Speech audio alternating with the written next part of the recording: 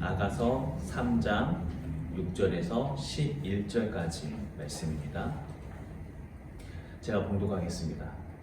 모략과 유황과 상인의 여러 가지 향품으로 향내 풍기며 연기 기둥처럼 거친 들에서 오는 자가 누구인가? 볼지어다 솔로몬의 가마라. 이스라엘 용사 중 60명이 둘러쌌는데 다 칼을 잡고 싸움에 익숙한 사람들이라.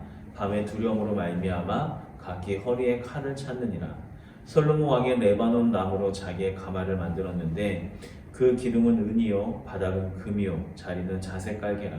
그 안에는 예루살렘 딸들의 사랑이 엮어져 있구나.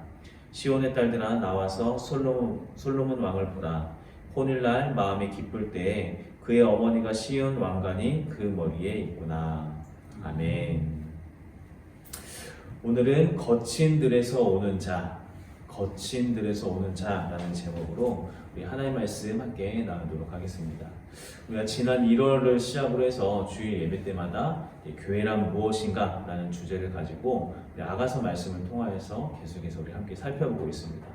자, 여기서 우리가 교회라고 하는 것은 아가서에 나오는 술람미 여인처럼 죄로 인해서 또 세상의 어둠의 세력으로 인하여서 검게 그을러지고 그리고 계달의 장막같이 볼품 없어지고 눈여겨볼 것 없는 우리들에게 하나님 예수님께서 찾아오셔서 그런 우리들을 아름답다라고 말씀하시고 또 사랑한다고 말씀하시고 또한 그러한 우리의 신랑 되신 예수 그리스도의 사랑을 힘입어서 우리 스스로를 거무나 아름답다라고 고백할 수 있는 그런 사람들, 그러면서 예수님과 더 깊은 사랑의 관계로 나아가는 우리 한 명 한 명이 바로 교회다라고 우리가 함께 이야기를 나눴습니다. 그리고 나서 이제 아가서 1장부터 저번 주에 살펴봤던 3장 4절까지는 여러 가지 크고 작은 위기의 상황들이 있었지만 이제 그 모든 것들을 다시 사랑으로 극복하고 서로에 대한 사랑을 확인하는 그 모습을 가지고 있는 우리 왕과 술람미 여인의 모습을 살펴봤습니다. 그리고 이제 오늘 본문 말씀에서는 그렇게 서로 극진히 사랑하던 왕과 술람미 여인이 사랑의 결실로서 이제 결혼식을 올리기 위한 그런 장면으로 나오는 왕이 신부를 맞이하기 위하여서 왕의 행차하는 모습에 대해서 이야기를 하고 있어요. 자, 그런데 이제 오늘의 그 결혼식 장면을 이해하기 위해서는 우리가 그 당시에 이스라엘 사람들이 가지고 있었던 결혼의 풍습을 어느 정도 좀 이해를 해야 하는데 제 기억으로는 우리가 마태복음 말씀을 살펴볼 때 그때 마리아와 요셉의 이야기를 하면서 잠깐 그 이스라엘의 결혼의 풍습에 대해서 이야기를 했던 걸로 기억이 나요. 간략하게 다시 한번 이스라엘의 그 결혼 풍습을 이야기를 한다면 쉽게 얘기해서 이스라엘 사람들은 결혼식을 2번 치른다고 생각하면 돼요. 그러니까 이게 이스라엘 사람들이 결혼식을 2번, 정식 결혼을 2번, 한 사람하고 2번 하는 건데 우리나라 말로 번역을 할 때 우리나라 문화에서는 결혼식을 딱 한 번만 하잖아요. 그러니까 번역을 하는데 첫 번째 결혼식에 대해서 이것을 번역할 만한 단어가 없기 때문에 그것과 비슷한 단어로서 선택한 게 바로 약혼이었거든요. 그래서 마리아와 요셉이 약혼했다라고 이야기를 하지만 성경에서는 근데 실질적으로 이들은 법적인 효력이 있는 결혼식을 올렸다라는 거예요. 이렇게 첫 번째 결혼식 역시 마찬가지로 법적인 효력을 가지고 있는 정식 결혼이다 라고 우리가 생각을 하면 되고, 물론 이렇게 첫 번째 결혼식을 올리게 되었다고 해서 어떤 법적인 효력은 생기지만 그렇다고 해서 그날부터 신랑과 신부가 한 집에 같이 살진 않아요.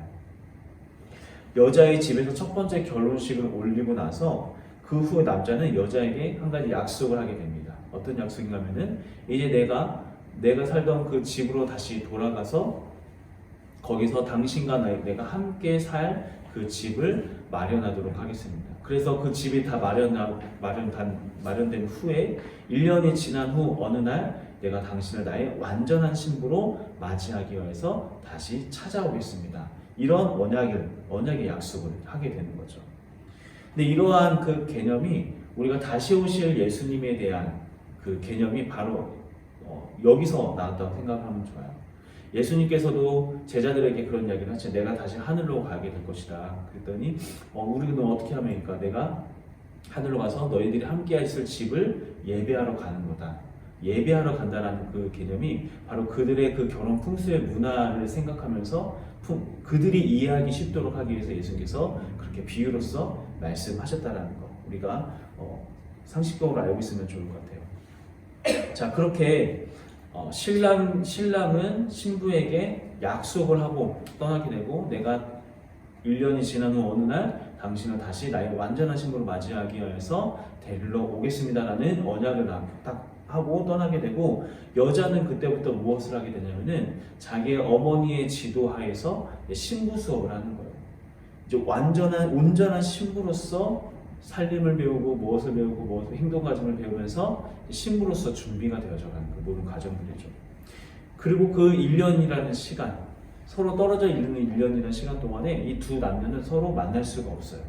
그저 서로를 향해 그 했던 약속, 언약만 믿고 스스로의 정절을 지키면서 다시 만나게 그날만을 손꼽아 기다리는 겁니다. 자, 이러한 이스라엘의 그 결혼 풍습을 우리가 생각했을 때, 우리가 저번 주에 봤던 아가서 3장 말씀은 남자와 여자가 서로 떨어져 있는 그 기간, 서로의 언약을 남긴 채 서로의 그 부재의 시간을 경험하는 그때를 이야기하는 거예요. 그러니까 학자들에 따라서는 3장 1절부터 4절까지 말씀이 그 여인이 꿈속에서까지 신랑을 그리워하는 마음으로 신랑을 잃어버리게 되면서 정신없이 사랑하는 그 님을 찾아 헤매는 장면이다라고 이야기하기도 하는데, 자, 그렇게까지 자기 신랑을 사모하는 그 여인, 그러면서 서로의 사랑이 그렇게 무르익어가는 그 어느 때쯤에 이제 오늘 말씀에서는 그렇게 꿈속에서까지 님을 기다리던 그러한 그리움으로 표현했던 그 사랑이 드디어 그 서로의 부재의 시간에 결말을 맺고 결혼식을 올리기 위해서 왕이 술라미 여인을 찾아오는 그 장면에 대해서 오늘 이야기를 하고 있는 거예요. 이제 오늘 말씀 함께 살펴보면은, 자, 6절 말씀에 이제 솔로몬이 왕이 술라미 여인을 자기 신부로 맞이하기 위해서 무리들을 이끌고 행차를 하는데, 그 행차하는 그 모습이 어떤가에 대해서, 그 모습에 대해서 이야기를 하고 있습니다. 6절 말씀 함께 볼까요? 같이 시작. 무량과 유향과 상인의 여러 가지 향품으로 향내 풍기며 연기 기둥처럼 거친 들에서 오는 자가 누구인가? 자, 이 여인의 심정이, 여인은 어땠냐면은 그냥 오매불망 사랑하는 내 님이 언제 다시 오시려나, 언제 다시 돌아와서 나를 완전한 신부로서 맞이하여서 우리가 함께 살아갈 수 있을까, 그러면서 계속해서 그 먼 땅만, 그 빈 들만 계속해서 바라보고 있는데, 그렇게 바라보고 있는데 저기에서부터 뭔가 그 연기가 자욱하게 막 일어나면서 어떤 무리들이 다가오는 거예요. 여인들은, 그 여인의 마음은 어땠을까요? 저건 누구지? 저건 어떤 사람들이지? 막 뭉게뭉게 막 하는데 그 행차하는 그 모습이 범상치가 않은 거죠. 수많은 사람들, 여기저기 그 벌써부터 저 먼 거리부터 막 비싼 향유 냄새가 막 풍겨 들어주고 먼지 기둥을 일으키면서 오는 그 무리들, 온갖 막 위풍당당함과 권위와 위엄을 내뿜으면서 그들이 다가오는 거죠. 그들이 점점 다가오면서 그들이 이제 조금 더 구체적으로 눈으로 들어오기 시작을 하는데, 그들의 모습이 어떤 모습이었는가? 7절과 8절 말씀 보면은, 볼지어다 솔로몬의 가마라 이스라엘 용사 중 60명이 둘러쌌는데 다 칼을 잡고 싸움에 익숙한 사람들이라 밤의 두려움으로 말미암아 각기 허리에 칼을 찾느니라. 저 멀리 보였을 때도 범상치 않은 무리들이었는데 그 무리들이 점점 좀 다가오면서 그들의 모습이 이제 분명하게 보이기 시작을 하는데, 어떤 모습이에요? 그게 뭐였어요? 솔로몬의 가마입니다. 근데 그 솔로몬의 가마 주위에만 무장한 용사들이 60명이 호위를 하면서 가마가 오고 있다는 거예요. 60명이, 칼을 찬 60명의 사람들이 얼마나 그 위험이 막 위풍당당했을까요? 그 누구도 감히 그 가마를 공격하고자 하는 마음조차 가질 수 없을 정도로 위풍당당한 모습. 자, 그렇게 그 무리들이, 그 60명의 많은 사람들이 60명뿐만 있었겠어요? 그 외에 시중드는 사람들까지 막 해서 수백만의 사람들이 막 이렇게 오고 있는데, 그런데 놀라운 것은 그 대단한 그 권위 있는 위험 있는 그 무리들이 지금 누구를 위한 무리들이었어요? 술람미 여인을 위한 무리들이었어요.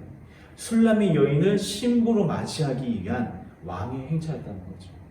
그 어느 시골에 양치면서 때로는 가족들의 외면을 당하면서 햇볕에 그을려져 있는 그 모습을 가지고 있었던 이름도 모를 그 여인을 신부로 맞이하기 위한 왕의 행차였다라는 거예요. 그리고 우리가 또 특별히 여기서 눈여겨볼 단어가 있는데 6절 말씀 다시 한번 볼까요? 6절 말씀 6절 같이 시작. 모형과 위안과 상인의 여러 가지 향품으로 향내 금이며 연기 기둥처럼 거칠들에서 오는 자가 누구인가. 자, 이제 오늘 설교 제목이기도 한데, 자, 그 무리가 향유의 냄새, 연기를 일으키면서 오고 있는데, 자, 그들이 어디에서부터 오고 있다고 하겠죠? 어디에서부터? 거친 들에서 오고 있다고. 거친 들. 여기서 이 거친 들이라고 하는 것은 히브리어로 미드바르라고 해서 이게 바로 광야를 얘기하는 거예요. 광야. 이제 고대인들은 땅을 크게 세 부분으로 나눠서 생각을 했어요.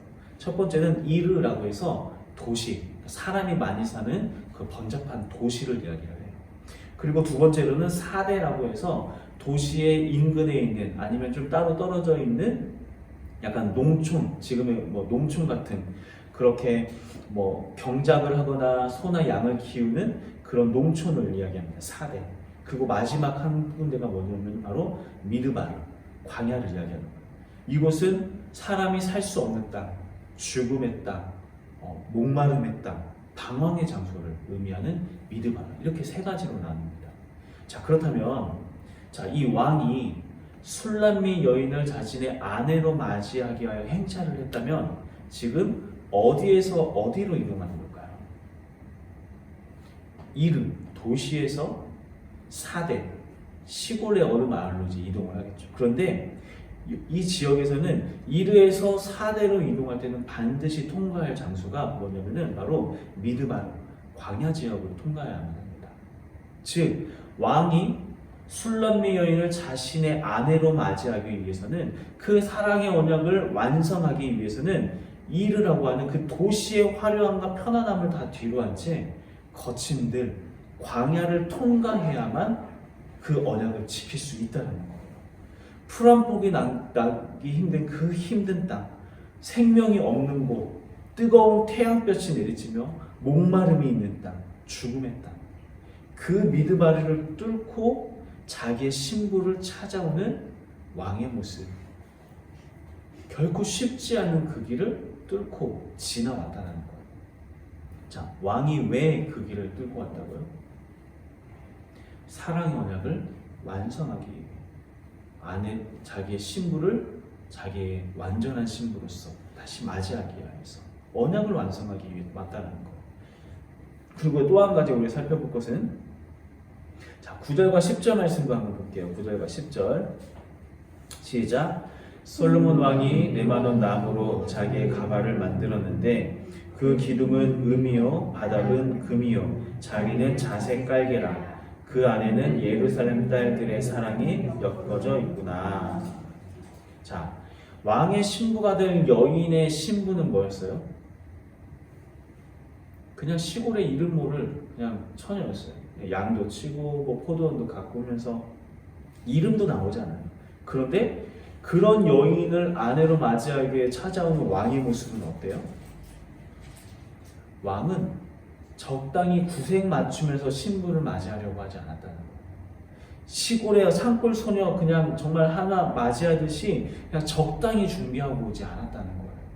왕으로서의 위엄을 가지고 그 누구도 넘보지 못한, 감히 따라올 수 없는 그 화려함과 그 정성과 최고의 것을 준비해서 수많은 용사들을 앞세워서 그 화려하고 아름다운 가마를 타고 찾아온, 술람미 여인을 찾아온 그 왕의 모습. 왜 이렇게까지 할까요? 생각해보면, 우리가 효율적인 것을 생각을 해보면은 그냥 적당히, 그냥 여자의 신분에 맞춰서 그냥 적당히 그냥 사람 몇 명 보내가지고 데리고 와도 되잖아요. 그런데 그렇게까지 무리하지 않고 구색만 맞춰 찾아온다고 하더라도 그 여인이 뭐라고 할 수 있겠어요? 왕인데. 어떻게 서운하게 나한테 이런 날 이렇게 대접을 할 수 있어요? 나 같은 사람한테 이런 말을 할 수 있었을까요? 그럴 수 없었겠죠. 그런데 그럼에도 불구하고 그냥 그렇게 대충 구색만 맞춰도 돼도 불구하고 왕은 그렇게 하지 않았다는 거예요. 적당히 하지 않았다는 거예요.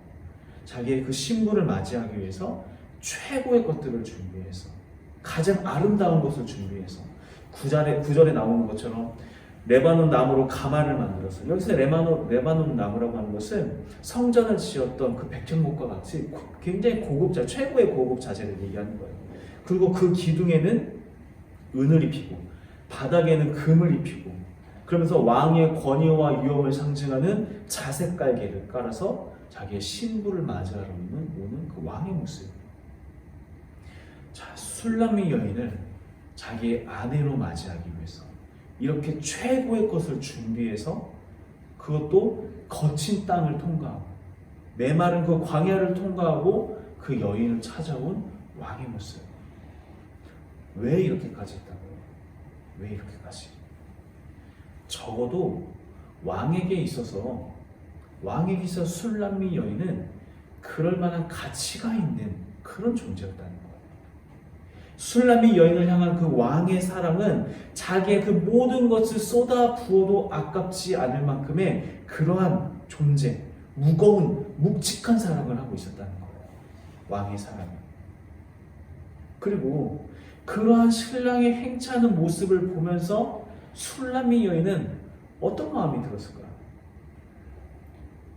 왕이 온 마음을 다해 준비한 그 가마가 막 자기의 마을을 향해서 오고 있는데, 그 정말 수많은 무리들이 막 줄지어서 막 자기 마을을 향해서 먼지바람을 일으키면서 오고 있는데, 온 무리들이 다 누구를 위한 거였어요?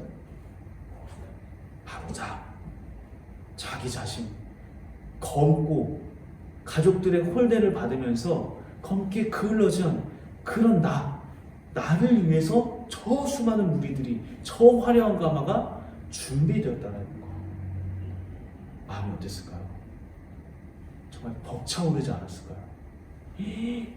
저게 정말 나를 위한 거라고? 내가 그럴 만한 가치 있는 존재인가? 내가 정말 그렇게까지 존귀한 존재인가? 적어도 왕에게 있어서는 난 정말 그런 존재인가 보구나. 적어도 왕에게 있어서 나는 정말 가치 있는 존재구나. 분명히 자신을 향한 왕의 사랑을 그렇게 깨달을 수 있었을 겁니다. 자, 이러한 오늘 이 본문의 말씀이 이제 오늘 우리에게 뭘 얘기하고 싶었던 걸까요? 하나님께서 우리를 사랑하실 때는 적당히 사랑하지 않으셨어요. 그저 적당히 구색만 맞추면서 그렇게 우리를 찾아오시지 않으셨다고요. 어떻게 찾아오셨죠? 미드바르, 광야를 통과해서, 이르를 지나서 하늘 보좌를 버리고 거친 광야를 통과해서, 그 죽음의 땅 광야를 통과해서 낮고 낮은 우리를 찾아서 오신 분이 바로 예수 그리스도였다는 것.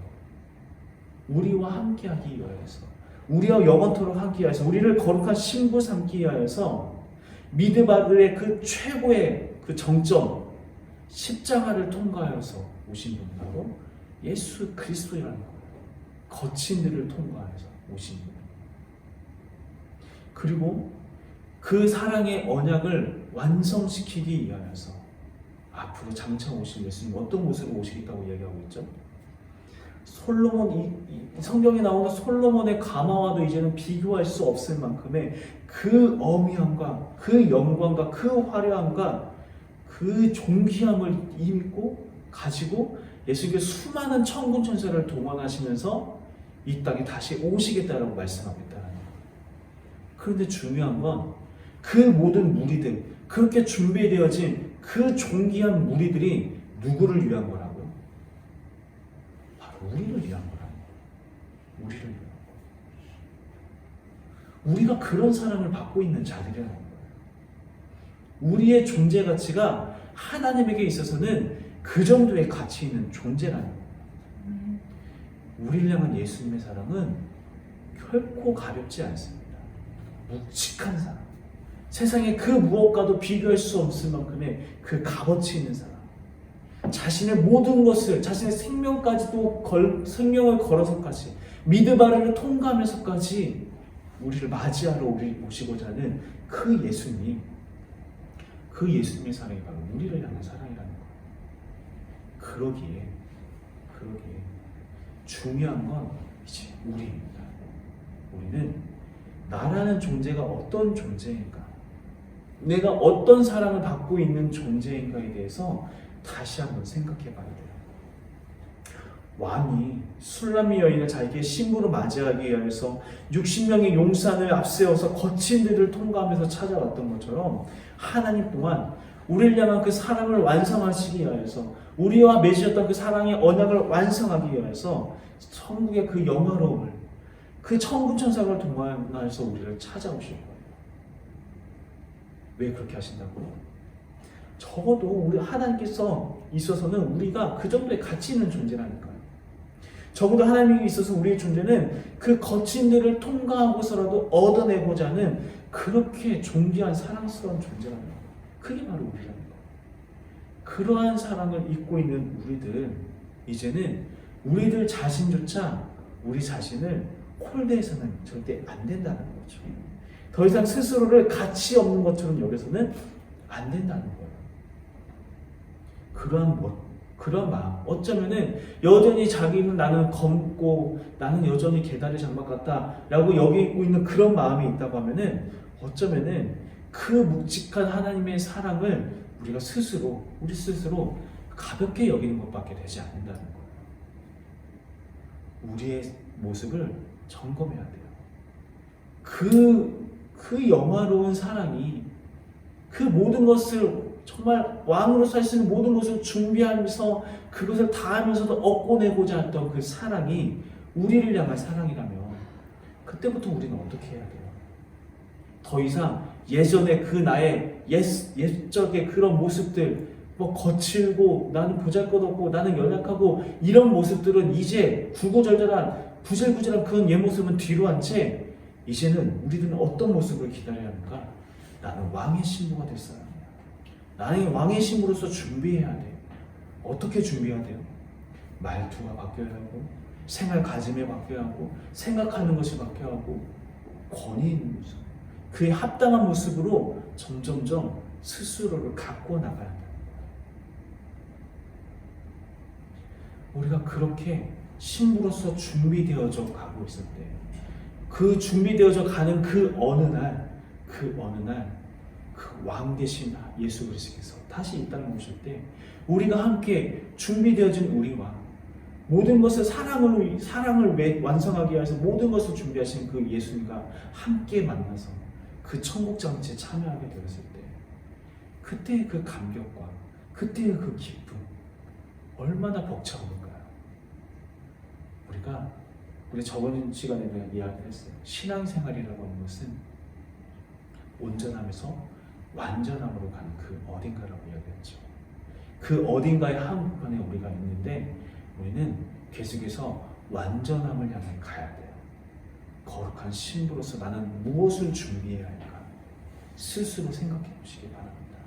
나의 행동, 나의 생각, 정말 왕의 신부에 걸맞는 모습으로 스스로를 갖고 나가면서, 그러면서 정말 내 사랑 되신 그 예수 그리스도, 그 사랑에 걸맞는 모습으로 우리가 갖고 나가면서 스스로를 더욱더 아끼고 스스로를 더욱더 사랑하고 스스로를 더욱더 귀중히 여기면서 그렇게 주님의 거룩한 신부로 단장됨으로 말미암아서 우리의 모습 가운데 왕비의 남자로서의 어떤 그런 그 표현이 이상한 것이 아니라 비유적인 표현으로서 그런 권위 있는 모습으로 스스로 완전해져가는 그런 우리 모두가 되길 간절히 소망합니다.